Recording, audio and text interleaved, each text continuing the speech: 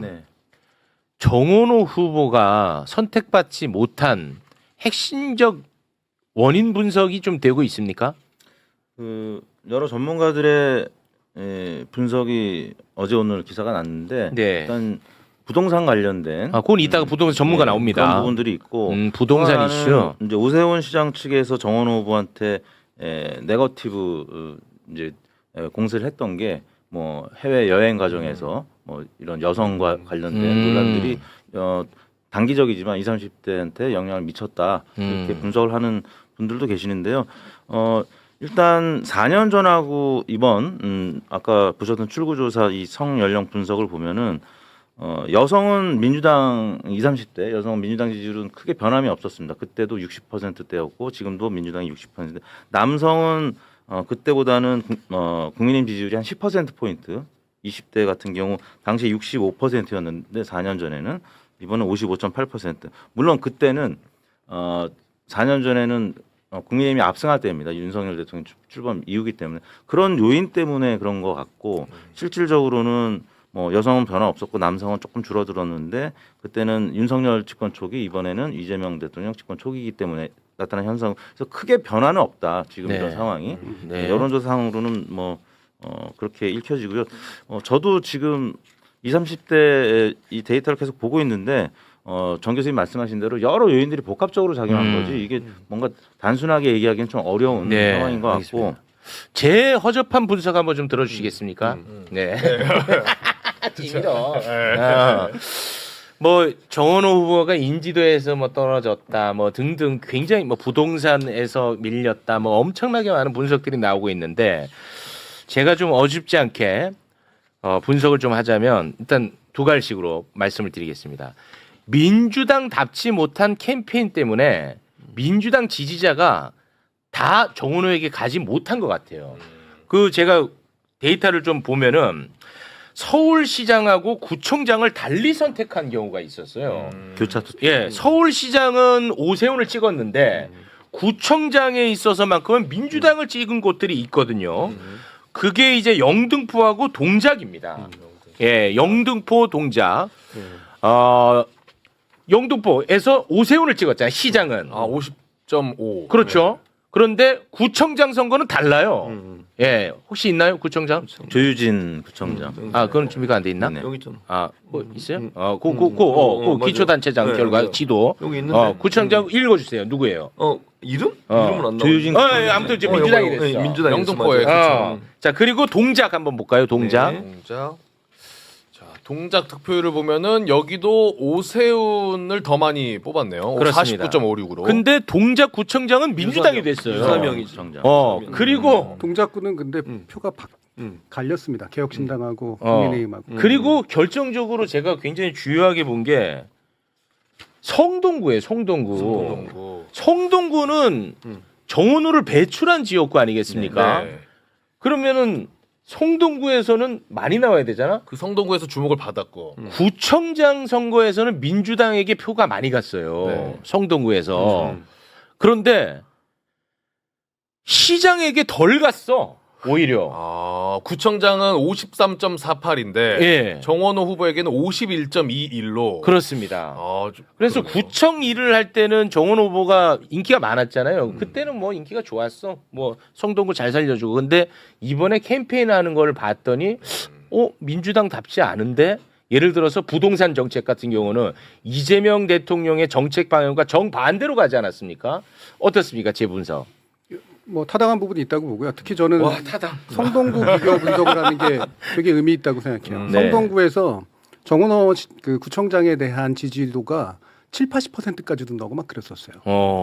그 구청장 할 때는. 네네네. 그런데 시장 할 때는 훨씬 줄었지 않습니까? 확 줄었어. 네, 물론 그대로 쫓아갈 리는 없을 거라도 네. 충분히 생각할 수 있습니다만 다시 말하면 구청장으로서의 정원호를 평가하는 것과 시장 후보로서 정원호를 평가하는 게 경험해본 사람들조차 다르다는 겁니다. 네. 그리고 이거는 이제 민주당 색이 있느냐 없느냐의 문제하고는 저는 일단 좀 다르다고 보고요. 그 핵심적인 이유는 원래 서울시장은 현역대 도전자의 구도에서 현역이 언제나 유리했습니다. 네. 현역이 대부분이 훨씬 더 잘했어요. 네. 그리고 대부분의 이건 어느 나라든 간에 시장 선거에서는 현역이 보통 프리미엄을 얹고 가요. 그러면 이번에 오세훈 시장의 현역에 대해서 도전자로서의 정원호 후보자가 얻은 건 꽤 괜찮은 표입니다. 그 자체로 보면. 네. 근데 두 번째로는 초기에 시작한 거는 되게 차이가 컸어요. 네, 그렇죠. 네, 민주당의 후보면 많이 찍어줄 것 같았고 네. 정원호 후보면 그래 뭐 민주당의 후보면 찍어줄 것 같아. 네. 근데 이게 쭉 줄어들었거든요. 네. 점점. 점점 줄었습니다. 그렇습니다. 이 이유가 뭘까? 이거를 해명하는 게 굉장히 중요한 부분이라고 봐요. 네. 근데 성동구로 저거를 보면 서울시장은 대선 주자급이 정도가 되고 뭔가 유명한 인물이고 큰 인물이고 뭔가 급이 좀 높아야 된다라는 인식이 저는 작동하고 있다라고 생각을 합니다. 이거를 정원호 후보가 메워주지 못한 거예요.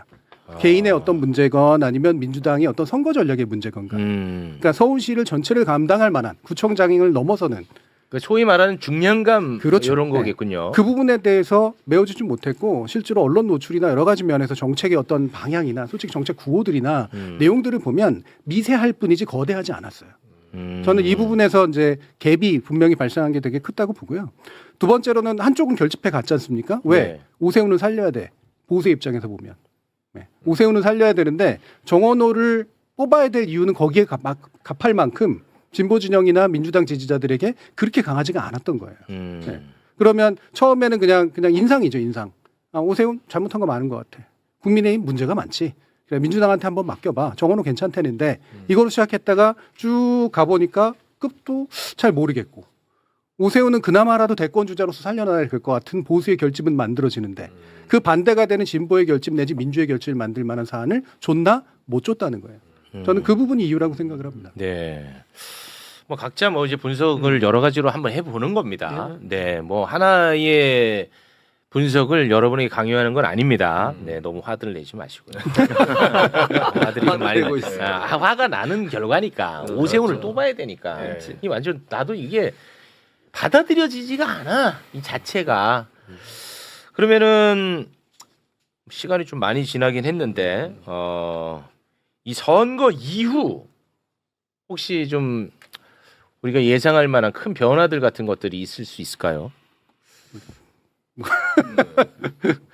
선거 이후의 변화. 네. 결국에는 어제도 말씀드렸지만 그 여당이 패배한 지역들은 연대하고 단일화하지 못해서 패배한 것이기 때문에 진보당, 뭐 정의당, 뭐 여러 이제 조국혁신당 포함해서 어떻게 연대 그리고 이제 뭐 단일화의 대상이 될 수 있는 정당들과의 관계 설정, 뭐 통합을 할 것인지 아니면 개별 정당으로 있으면서 연대를 선거 때마다 어떻게 할 것인지 이 부분이 굉장히 중요한 것 같고요. 네. 뭐 그런 차원에서 제가 이제 한 기사가 좀 의미 있는 기사가 있어가지고 좀 언급을 해드리면 미국에서는 정치학이 이 일반 사회과학 대학에 있는 경우도 있지만 아트 앤 사이언스 그러니까 예술과 과학 대학에 포함된 대학도 많이 있대요. 그러니까 일반 그 뭐 이런 데이터라든지 어떤 수치에 의해서 분석될 수 없는 굉장히 복잡 다단한 일들이 정치에서 많이 있잖아요.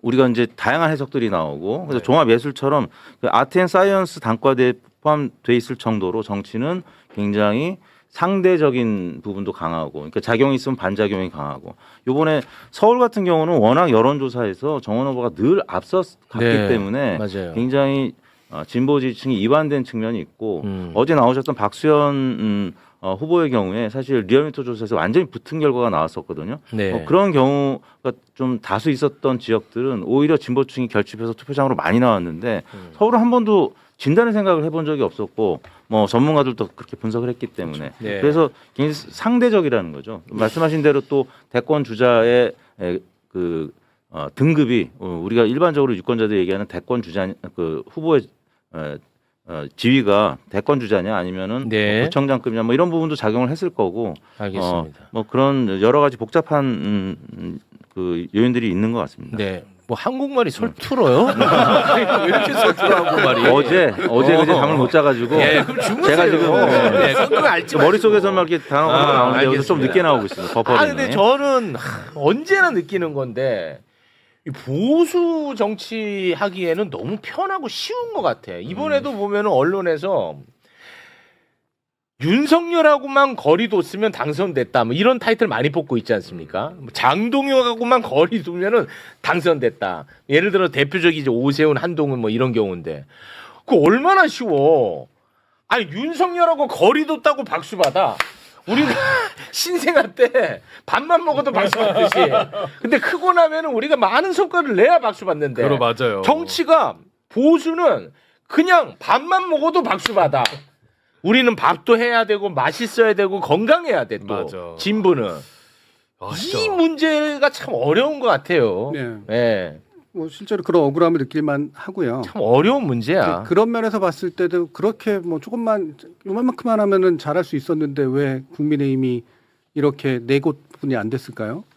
그렇게 따지면, 예. 그래도 여전히 민주당이 많이 이겼잖아요. 많이 이기긴 많이 했죠. 이겼죠. 네. 그러니까 부산에서도 기대만큼 못했을 뿐이지. 그렇습니다. 부산이나 경남에서도 상당히 잘했고. 부산을 한번 보여드려야 돼. 네. 이건 자랑할 만해. 부산 같은 경우는 네. 부산 시민분들도 위대한 선택했고요. 이거 봐봐. 그럼요. 예. 2022년에는 다 빨갛잖아. 그런데 근데 이렇게 바뀌었어. 진짜 그러네요. 예. 가운데 빼고는 양쪽으로. 네. 최진봉 교수님 이런 거 왜 좀 소개를 좀 해주세요. 아니 왜 안 해? 더불어민주당 7곳, 국민의힘이 9곳. 아니 왜냐면 여기 내 이름이 있어요. 깜짝 놀랐잖아요. 지금. 그래가지고 그런 거예요. 아. 내 이름이 여기 왜 있냐고. 중구에 있네요. 중구의 최진봉. 국민의힘이야. 국민의힘. 흔한 이름도 아닌데. 성향은 좀 잘 맞네. 무슨 소리야? 야.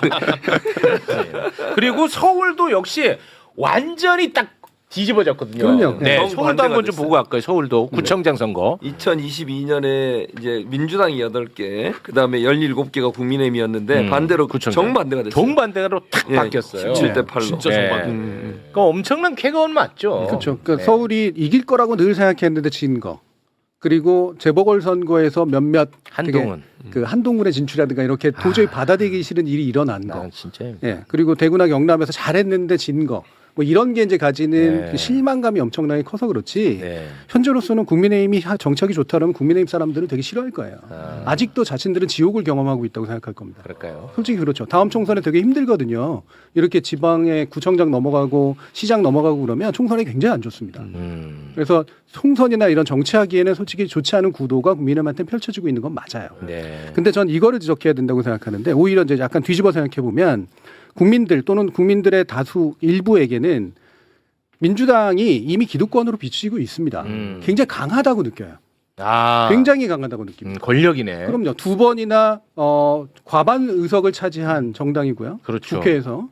그리고 바로 탄핵을 2번이나 시킨 정당인데다가 대통령의 지지율도 엄청나게 높아요. 그렇지. 네. 그러면 지금 입법하고 행정부를 동시에 이렇게 강한 지지세를 가지고 움직일 수 있는 정당이다? 당연히 굉장히 큰 정당으로 느껴지죠. 센 네. 정당으로 느낍니다. 그러면 이 센 정당에게 요구하는 게 많은 건 당연해요. 그렇지. 네, 애초에. 그러면 조금이라도 뭔가 이렇게 틈 잡고 욕할 거리 생기면 욕하고 싶은 건 당연한 겁니다. 아. 그러니까 저는 이 복원력, 그러니까 이 큰 데 대한 복원력 내지 견제의 힘이 이번에 작동한 부분이 일부에서 꽤 크게 나타난 게 서울이라든가 등등에서 지금 우리가 느끼는 어떤 절망감이나 좌절감의 이유라고 생각을 해요. 그 얘기는 뒤집어 말하면 앞으로의 민주당은 소수파 정당으로서의 행동을 버려야 돼요. 아. 그러니까 내가 압도적인 지지를 유지할 수 있는 힘을 가진 정당이 되려면 뭐가 필요한가를 생각해야 됩니다. 네. 그런데 솔직히 말하면 그러지가 않아요. 지금의 민주당은. 그러니까 조금만 가도 뜨거워하고 있고 하지만 조금만 잘하면 되게 오만하고 아. 이 사이에서 왔다 갔다 한다니까요. 아. 여유가 있는 어떤 안정적 지배정당으로서의 모습이 약합니다. 저는 그것이 이번에 선거 과정에서 많이 드러났다고 생각을 해요. 또 이렇게 하나하나 살펴보니까 엄청난 성과가 있었고 그리고 내가 예를 들어서 국민의힘 당원이라든지 당직자라면 그렇죠. 무서울 것 같긴 하네. 당연하죠. 진짜. 일부가 행정권력. 살아난 것만 신날 뿐이지 어. 그건 정파적으로 신난 거예요. 정당의 관점에서 보면 다 죽을 뻔했다가 조금 살아난 겁니다. 그러니까 지금 정준희 교수 얘기한 그러네. 부분에 연관시켜서 얘기를 해보면 이런 거예요. 이재명 대통령이 대표 시절부터 그런 얘기를 했잖아요. 중도로 확장을 하고 중도 보수적 성향을 보여야 된다는 게 큰 배가 갖고 있는 특징이에요. 그러니까 민주당이란 거대한 어떤 세력이 그렇게 오만하게 안 보이려면 너무 과격하게 또 소수 정당일 때 야당의 모습을 계속 유지하면 안 된다는 얘기를 하는 거예요. 근데 사실은 민주당이 그동안 해온 여러 얘기 중에 국민적 실망을 이끌어내거나 아니면 자만하고 오만한 태도를 보이는 일들이 몇 번 있었잖아요. 그것 때문에 반대로 공격이 들어오고 이번 선거 때도 사실은 그 특검법이나 아니면 공소시효를 추진하다가 이제 막 엄청난 역풍을 맞았잖아요. 국민의 걸 공격이 되고 대통령이 바로 정지를 시켰잖아요. 이제 그런 게 필요하다는 거예요. 그러니까 큰 어떤 세력이라고 느껴지는 이 집단이 너무 과격하게 뭔가를 시도하려고 했을 때 그 어떤 견제 심리가 작동할 수 있는 그런 분위기가 형성돼 있는데 그걸 예전의 민주당의 모습에서 벗어나지 못하고 계속 그걸 또 시도하니까 문제가 발생한다는 거예요. 네. 그러니까 대통령이 하시는 것처럼 좀 중도 외연 확장도 하고 보수적 성향도 일정 부분 받아들이면서 좀 국민들에게 안정감을 줄 수 있는 그런 집단이 되면 훨씬 더 안정적으로 움직일 수 있는 그런 세력이 될 수도 있겠다. 그런 네. 생각이 들었어요. 저는. 아유 너무 고맙습니다. 그럼 방금 말씀하시는 게 이제 한 가지 볼 수 있는 시각이고 충분히 고민해야 되는 시각이라고 보고요. 이건 포용적 방향이죠. 그래서 포용적 방향은 잘 쓰면 굉장히 효과적입니다. 근데 잘못 쓰면 내부 분열이 일어나요. 네, 내부 분열 뭐냐면 우리가 이걸 해야 되는 정당이지 저걸 해야 되는 정당이야 이럴 수가 있단 말이에요. 그래서 포용적 길은 외부적으로는 상당한 효과가 있지만 내부적으로는 되게 위험할 수가 있습니다. 아 참 어렵네. 그래서 큰 정당이 어려운 거예요. 그러면 저는 이 포용적 길을 어떻게 잘할 것인가도 이제 고민의 대상이 돼야 되지만 또 한 가지는 뭐냐 일관되고 체계적이어야 된다는 겁니다. 그냥 뭐 이렇게 무슨 망둥이 날뛰듯이 그냥 이것 요럴 땐 걸고 이렇게 저거 하고 저럴 땐 걸고 이렇게 하지 말고 이러면 안 된다는 원칙대로. 거예요. 이번에 공천도 마찬가지였잖아요. 솔직히 말하면 예. 연대에 대한 태도가 있었느냐 없었거든요. 공천 이후에 벌어지는 일들에 대해서 이때는 저러고 저때는 저랬단 말이에요. 네. 이게 큰 정당이 표방하고 있는 체계성과 일관성을 갖춘 모습이냐 아니라는 거지. 그렇지. 네. 저는 이 부분에 있어서가 또 되게 중요한 면이 있다고 생각을 해요. 그게 뭐 공소 취소가 됐건 뭐가 됐건 간에 저는 공소 취소라든가 이런 거 너무 앞에 거는 거 기본적으로 대통령한테도 안 좋고 정당에도 안 좋다고 여러 번 얘기했었습니다. 그 이유가 뭐냐면 그거는 솔직히 말하면 그 국회의원들이 나서서 할 일이 아니거든요. 공소 취소 모임. 그럼요. 네. 그러니까 전체적으로 봤을 때 여기는 이미 행정부하고 입법부를 장악하고 있는 정당인데 전체적인 문제를 해결하라고 해야지 왜 부분적인 문제를 저렇게 해결하려고 해? 라고 하는 생각이 충분히 들 수 있죠. 그거를 걸고 나오려면 이유를 걸고 나와야 돼요. 이게 왜 대한민국에 필요하며 이게 왜 우리 정당이 이걸 끌고 갔을 때 정책이 유리한가 이걸 설득할 수 있어야죠. 근데 그게 정파적인 모습으로 비치는 거예요. 그런 그렇지. 것들은. 공소 취소 모임의 그 또 중심에 계시지 않았었나 당시에? 내가? 아니었나? 내가 국회의원이야? 중심에 있게? 내가 국회의원이냐고? 진짜. 그 서울하고 부산 아까 이제 좀 비교를 했는데 부산은 굉장히 절박한 상황에서 도전하는 입장. 부산이 워낙 험지니까 전재수 후보가 굉장히 목 쉬고 난리 났었잖아요. 예, 그렇게 했죠. 근데 서울은 사실 도전자였는데도 아. 워낙 지지율이 높은 상태에서 좀 여유 있게 가다 보니까 너무 절박하지 점잖게 않았다라는 거고. 점잖게 했어. 예, 그 지지율이 그 득표율이 오세훈 후보가 49.199 지금 현재까지 지금 개표된 거 보면은 그다음에 정원 후보는 48.13% 딱 1% 포인트 차이거든요. 네. 근데 거기다가 이제 우리가 신경 쓰지 못했던 정의당 권영국 후보가 1.03%를 득표했어요. 1.03. 03% 그러면 49.16%가 됩니다. 0.01% 사실 이길 수 있었던 선거인데 그건 이제 진보당하고 울산만 생각해서 그렇지 서울은 네. 절박하지 못했기 때문에 정의당하고의 뭐 연대 사실 정의당은 우리의 관심의 대상이 아니었었고 그렇습니다. 그냥 권영국 후보 정도만 TV 토론 때 그리고 지지율이 높다 보니까 정원 후보가 TV 토론 한 번 하고 안 했잖아요. 사실은 도전자 입장이고 절박했다면 사실은 지금 돌이켜 보면 두 번 세 번 했었어야 되는데 왜냐하면 오세훈 시장에 비해서 정원 후보는 너무 안 알려진 인물인 건 또 사실이에요. 그런 부분이 결과론이지만 좀 아쉽다라는 얘기. 이 새로운 인물의 장점이 이제 참신함과 파이팅 뭐 이런 건데 캠페인에서는 약간 그 정반대의 캠페인을 좀 벌인 측면이 있는 것 같네요. 좀 방어적 수사. 그거는 좀 아쉽네. 그거는 이제 전략의 문제니까 그건 뭐 수정이 가능하잖아요. 네, 그거는 뭐 어렵지 않게 수정할 것 같으니까 이런 얘기는 뭐 많이 하는 게 좋을 것 같네. 평가에서 대통령이 잘했으면 민주당한테 힘을 주십시오. 이걸 강력하게 이야기해야 하는데 제가 정청래 대표한테 하도 답답해서 그 얘기를 한번 물어본 적이 있어요. 왜 메시지도 보내봤는데 대통령을 앞세우는 선거를 해야지 왜 후보를 앞세우냐. 후보들 지자체 후보들 이런 정원호 물어봤더니 지시를 했대.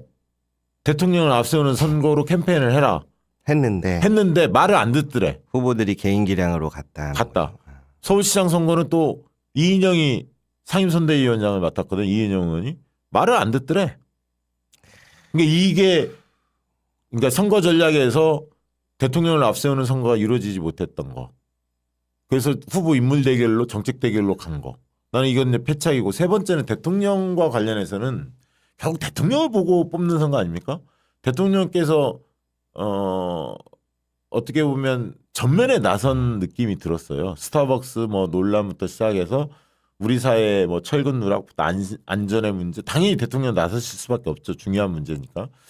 그런데 그렇게 그다음에 부동산 이슈 당연히 나섰고 그러면서 이제 부동산 이슈는 사실 서울 민심에 상당히 그거는 뭐 긍정적으로 받아들이는 분도 있지만 부정적으로 느끼는 분도 당연히 있고 세금 문제 연동해서 저쪽에 때리니까. 근데 최근에 투표소의 용지 그 문제는 저는 굉장히 좀 뼈아프게 느껴졌어요.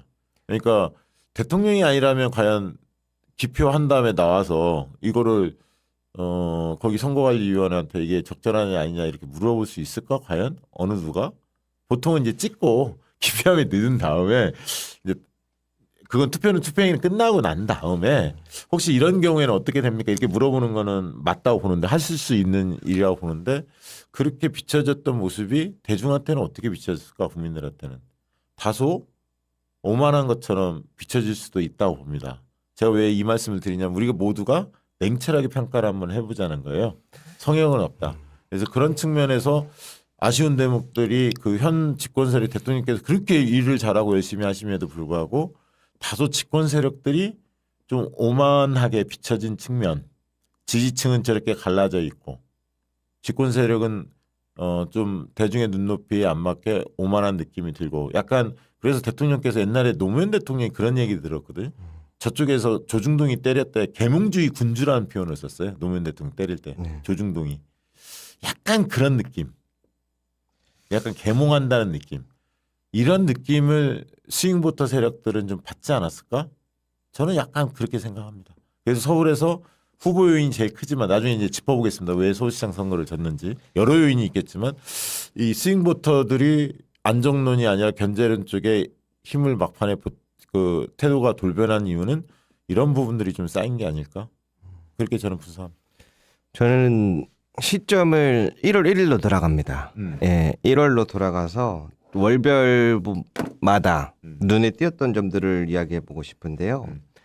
그 1월 1일 날 이제 이재명 대통령이 통합 이야기하면서 넥타이색을 이렇게 메고 예. 그때 당시에 이제 이해훈이라고 하는 네. 초대 기획예산처 장관 후보를 이제 지명하면서 그때 일단 첫 번째 파동이 있었다고 봅니다. 네. 왜냐하면 내란 청산 국면에서 이제 1년이 됐는데 1년 딱 지나고 연세가 밝으니 이제 그거보다는 이쪽에서 좀 다른 행보를 해보자라고 하는 점들이 과연 그때가 이제 윤석열에 대한 판결이 나기 전이었거든요. 선고가 나기 이전에 그러한 행보가 민주정부에서 민주당에서 그동안 외쳐왔던 내란은 잘못되었고 이건 청산해야 되고 바뀌어야 된다라고 하는 점들을 보여주었는가. 저는 그 타이밍 지점이 굉장히 악수였다고 보고 그리고 그후 윤어게인 외치던 사람도 뭐 실력만 있으면 쓰겠다라는 식의 그러한 메시지가 첫 번째 혼란을 도래했던 것 같아요. 그래서 제가 이게 송영길 대표님이 추천했다고 알고 있는데 그게 맞는지 너무 궁금하고요.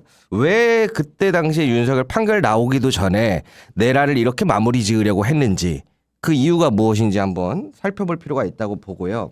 그리고 이제 2월 들어와서 이제 설 연휴쯤에 왔을 때는 이제 합당에 대한 것들이었는데 민주당이 다른 같이 해왔던 정당들을 어떻게 대하는지 그거를 이제 전 국민이 볼 수 있었던 시간이었던 것 같고 3월쯤 들어와서 이제 설 연휴 전후로 해서 공소취소 모임이 탄생을 했고 4월 이제 국정조사 청문회로 이어졌는데요. 저는 지금도 의문이에요. 국정조사를 왜 먼저 하지 않고 공소취소 모임을 먼저 했는가? 그리고 그거를 꼭 선거 전에 해야 하는 이유가 무엇이었을까? 했다는 거에 저는 나쁘다고 보진 않는데 왜 선거 전에 그거를 끝내고 싶어 했을까? 왜 이렇게 서둘렀을까? 사실 그게 이재명 대통령에 대한 공소 취소라기보다는 정확하게 하면은 그 주변에 있는 친명계 세력의 확장 재건을 위한 행동이라고 보여졌거든요. 네. 그래서 지금 아까 말씀하셨지만 실제로 부울경이나 다른 지역들 가보면 공소 취소의 여파가 엄청나게 큽니다. 왜 그러냐면 설명이 어떻게 소문이 나 있냐면 이재명 대통령이 연임하기 위해서 본인의 재판을 다 지우려고 한다라고 소문이 나 있어요. 그 이제 말이 안 되는데 네. 논리적으로는. 그런데 아니요. 그렇게 네. 소문이 쫙 나 있는데 문제는 분위기가 안 좋으니까 다 잘라버린 거예요. 할 거면 끝까지 밀어붙이던지 했어야 됐는데 그러한 전반적인 관리가 굉장히 저는 쉽지 않았다고 보고 있고요. 그렇게 해서 3, 4월 해갖고 이제 5월까지 청문회가 진행이 되었고 5월쯤 다 와서는 전략공천에 대한 여러 가지 잡음이 굉장히 컸다고 봐요. 청문회 끝의 결과가 의원님들이 이렇게 나서가지고 누가 고생했으니까 누구를 공천을 줘야 된다 말아야 된다 하는 모습들이 네. 국민들 눈에는 안 그래도 저게 어떤 게 맞는 건지 헷갈리는 혼란스러운 찰나에 정말로 자기들을 위한 저거를 진행했구나 라고 하는 그 의구심을 증폭을 키웠다라고 저는 보고 있습니다. 네, 네. 그리고 6월 달 거의 다 와가서는 그러면 이제 김용남 후보에 대한 게 저는 생각보다 엄청나게 컸다고 봐요. 매우 컸죠. 지금도 오늘도 제가 지하철 타고 오는데 다 대법 이야기 많이 합니다. 지하철 내에서도. 지금 보시면은 그 이야기를 얼마나 많이 하는지 이게 맨날 좋은 차 타고 네. 기사님들이 운전해주는 차 타니까 모르시는 것 같은데 실제로 보셔야 됩니다. 왜 그러냐면 선거의 국면에 앞두고 나서 국민의힘보다 민주당이 어떤 점이 더 나은지 왜 민주당을 선택해야 되는지 국면에 있어서 네. 지금 중도층 분들은 아마 혼란스러울 수밖에 없어요. 국민의힘이 잘하는 거나 못한 건 아는데 국민의힘 있던 사람들이 민주당의 후보로 나오고 있는데 그러면은 뭐가 다른 거지? 이 부분에 대해서 저는 뼈아픈 점이 있다고 보고 있고요. 그렇게 해서 월별적으로 보는 이슈는 이거에 대한 과정 관리가 의도는 이렇게 시작하지는 않았겠지만 굉장히 그 중간중간에 사익과 탐욕이 껴 있으면서 심연으로 저는 끌고 갔다고 보고 있고요. 네. 그래서 제가 결론을 내봤는데요. 질 수 없는 곳에서 졌고 예. 지면 안 되는 곳에서 졌고 질 필요가 없는 곳에서 졌다. 이 세 가지가 가장 뼈아프다고 봅니다. 그러니까 이제 그 부분 제가 네. 동의하는 부분이 원래 이제 선거 시기에는 위기 대응이 굉장히 중요해요. 어느 정당이나 위기가 와요. 어떤 순간에 이슈가 옵니다. 그 이슈가 오는 위기가 오는 요인들에 대해서 어떻게 대처하느냐 이게 굉장히 중요하거든. 근데 이제 김용남 건에 대해서는 사실은 지도부가 어떤 입장도 뭐 내지 않았죠. 그리고 후보 당사자도 마찬가지고 이제 이런 부분들이 쌓여 가는데 이제 지지자들 간의 격돌은 굉장히 험한 말로 오고 갈 수밖에 없었기 때문에 이게 이제 더 큰 문제였고 그다음에 저는 이 생각을 하나 드리고 싶어요. 왜 민주당 지도부가 이렇게 전략 선거에 취약했지? 그걸 생각하면서 연대와 통합에 대한 선거 연대에 대한 고민이 왜 이렇게 없었지? 왜 그랬을까? 그 생각을 하다가 제 스스로 그 결론을 낸 건 뭐였냐면 합당 이슈가 이게 자초가 되면서 그거를 대통령이 이야기를 했고 꺼냈던 건 분명하고 그걸 정청래 대표가 공론화 시켰는데 공론화하는 시기에 있어서 지도부와 폭넓게 이야기를 못하면서 굉장히 거센 반발에 부딪혔는데 그 실 내용은 사실은 차기 권력 투쟁의 일환으로 합당 이슈를 교묘하게 튼 세력들이 있죠. 누구라고 말 안 하겠습니다만 아마 지지자들은 다 아실 거고 이렇게 되다 보니까 끝내 합당이 불발되다 보니까 선거 연대를 해야 하는데 총선 때 이번 지방선거 때 선거 연대에 대해서 정청래 대표를 포함한 지도부가 굉장히 소극적 있고 이 연대란 연자를 꺼내지 못하는 분위기가 된 거 아닌가? 그러다 보니까 단일화나 연대 부분에 대한 어떤 전략적인 어떤 판단을 가지고 선거에 임해야 하는데 없었어요. 조국혁신당이나 진보당 문제에 대해서 어떻게 대처할 건가? 저는 그랬다고 봅니다. 그게 근원을 따져보면 합당이 자초되면서 거기에서 정청래 대표 상당히 상처를 입었고 그러다 보니까 선거연대라는 연자도 못 꺼내고 그냥 민주당 무슨 뭐든지 후보 내야 한다. 그렇게 안 내면 내가 오해받을 수 있다. 정치적으로 공격을 받을 수 있다. 저는 그렇게 생각했다고 봅니다. 그리고 다른 최고위원들은 더한 사람들이 많았기 때문에 이렇게 되다 보니까 평택을 사안이 터진 거고 저는 뭐 거슬러 보면 그런 거고 그러다 보니까 모든 지역에 후보를 내야 한다는 강박관념에 빠져 있었고 김용남 카드까지 밀려서 나온 게 아닌가 그렇게 보죠. 저는 이 부분에 대해서 추가로 덧붙이고 싶은 게 이번에 아까 말씀드렸던 게 질 수 없는 곳은 북갑이라 생각했고요. 예. 지면 안 되는 곳은 서울이라고 생각했고요. 질 필요가 없는 곳은 평택이라고 생각을 했는데 반대로 지지 않기를 마음으로 바랬던 곳이 있었어요. 네. 대구였거든요. 네. 서울시장 후보로 대구의 김부겸 후보가 제발 등판해서 한 번만 더 최선을 다해달라고 했던 것처럼 서울도 그렇게 했었다라면 졌을까라는 생각을 가져보는데요. 이게 여러 가지 국면이 작용한다고 생각해요. 이재명 대통령의 지지율이 높아서 그 기량을 인정해 주는 것과 그 밑에 있는 사람들은 전혀 다른 별개의 차원이다. 저는 그렇게 보고 있고요. 네. 뭐 좀 그냥 간단하게 풀어서 이야기를 하자면 이재명 대통령에 대한 개인 기량은 많은 사람들이 인정을 해요. 네. 그런데 이재명 대통령의 픽이라고 하는 것을 사람들이 인정하는 건 어려운 것 같아요. 그 부분이 이번에 절실히 보여주고 있다라고 보는 게 지난달에 제가 나와서 설명드렸던 게 경선에서 국회에서 가장 이슈였던 건 뭐냐면 네. 전략 공천이 아니고 이재명이라는 세 글자를 앞세운 자신들이 친명계라고 내세운 사람들이 다 떨어졌다라고 말씀을 드렸어요. 경선에서. 많이 떨어졌죠. 네, 크고 작은 모든 경선에서.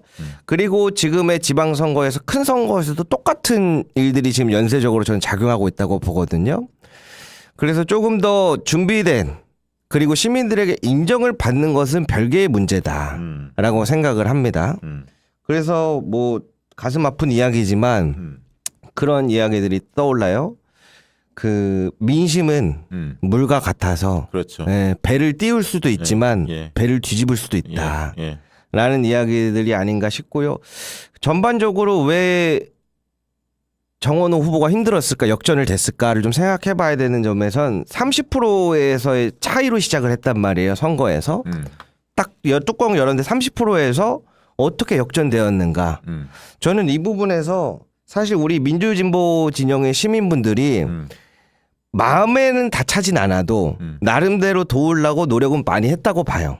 그래서 이 정도까지 결과였지 그게 아니었다면은 더 벌어졌을 거라고 봅니다. 이거는 민주 시민분들이 여기까지를 만드는 건데 그랬을 때 결과가 이 정도 수치라고 봐야 돼요.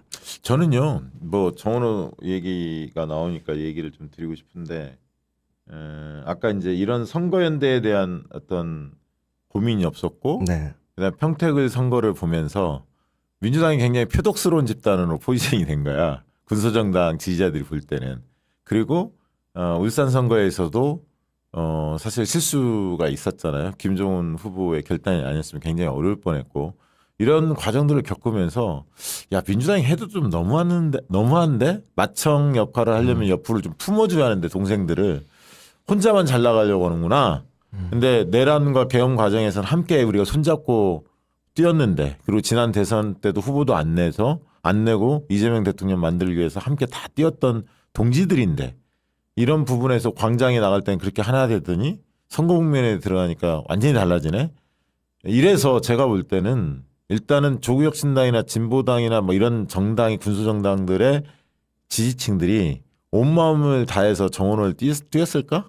지지했을까? 저는 아니었을 거라고 봅니다. 일부가 일탈했을 거라고 보고, 첫째. 그래서 그 아까 평택을 선거 하나가 아니라 다른 격전지에 영향을 줄 수밖에 없었다고 제가 누누이 이야기하는 이유가 다른 군소정당 지지층의 마음을 다 얻지 못하는 거예요. 그리고 평택을 선거 저렇게 치르면 안 되는데라고 느낀 사람들이 절박하게 움직이지 않았어요. 저는 그렇게 봅니다. 신나서 선거를 뛰어야 하는데 신나고 절박하게 움직일 수 없는 그런 부분이 작동했다. 이게 이제 첫 번째고, 두 번째 이제 후보 요인들을 보면 부자 몸조심을 한 거예요. 아까 지지율이 앞서다 보니까 오세훈은 10년을 한 사람입니다. 4번을 한 사람이. 5번째 도전이야. 그럼 누가 봐도 도전자는 정원호예요. 근데 지지율이 높다 보니까 마치 정원호는 부자 몸조심을 하는 거야. 이슈를 안 만들려고 하고 토론회나 이런 거에 적극적이지 않고 정치 싸움을 하지 않고 대통령을 앞세우지 않고 인물 대결로 자꾸 가려고 하고 구청장 공약 같은 것만 계속 내고, 저쪽은 막 부동산 어찌고 뭐 세금 폭탄 재판 취소 막 해서 정치적 싸움을 걸고 있거든요, 크게. 근데 여기는 회피하는 느낌이 드는 거예요. 그죠. 왜냐면 가만히 있어도 될 것 같으니까. 그러니까 그걸 누가 짜줬냐 이거 이 전략을. 제가 이 말씀을 왜 드리냐면 저희 동네에도 이제 몇 번 오셔가지고 어떤 곳을 오는지를 쭉 보잖아요. 포인트 지점이 너무 마음이 아파요. 이거는 다음번에 더 잘 되기 위해서 말씀을 드리면 좋겠다 생각해서 말씀을 드리는 건데 그 지역들이 거기에서 좀 핫한 포인트들이 있잖아요. 예. 거기에서 선거 운동을 해서 그 지역 주민들이 마음을 사기보다는 강북으로 치면 이제 북설 꿈의 숲이라든가 이런 부분들인데 예. 저 여기서 오늘 왔다 갑니다. 민주당 지지자분들 나와서 응원해 주세요. 포인트의 이미지가 좀 강해요. 근데 제가 느끼는 거는 그렇게 하는 것보단 한 지역구를 잡아서 하루는 그 동네를 열심히 다 돌면서 주민들을 마주치고 이렇게 어필을 해야 되는데 인기 포인트 지점만 왔다 콕 찍고 가고 그리고 또 멀리 저기 가서 왔다 콕 찍고 가고 그러다 보니까 전반적으로 여기서는 못 본 것 같아요가 좀 있는 것 같고 두 번째로는 생각보다 서울시장이 가장 크고 중요하고 지역도 넓은데 사람도 많은데 접근성도 좋은데 정원호 후보를 꼭 도와줘야 되겠다고 해가지고 나선 자원봉사자가 그리 많지 않은 것 같아요. 시민분들이 적극적으로 왜 도움을 주려 하지 못했는가, 어떠한 부분들이 마음속에서 기저에서 걸렸는가, 그러한 부분들 아까 말씀하신 것처럼 정원호 후보에 대한 어필을 이렇게 뭔가 마음으로 담아서 다 같이 해줘야 되는데 거기까지 끌어올리지 못하는 그러한 부분적인 것들이 있었을 거라고 보고요. 예. 이 말씀을 왜 드리냐면 사실 떨어지고 싶어서 나온 분들이 어디 있겠습니까? 그래서 제가 그 응원하고 또 고생하셨던 분들을 위해서 직접적인 거명은 하지 않지만 어떤 특정 캠프에서는 반대로 본투표 날 안 나온 곳들도 있어요. 그리고 선거 당락에 결정이 되면 그때쯤 나오겠다 하는 곳들도 있어요. 저는 헝그리 정신이 부족하다고 봐요. 특히 국민의힘 쪽 성향이나 또 사전투표를 못한 분들, 본투표가 사전투표보다 훨씬 더 숫자가 많은 건 사실이잖아요. 네. 본투표 날 그렇게 한다라고 하는 건 굉장히 치명적인 거예요. 그러한 것들이 저는 여러 곳곳에서 보였었는데 네. 그게 이번 선거의 당락에서 결정이 난 부분에 크지 않았을까?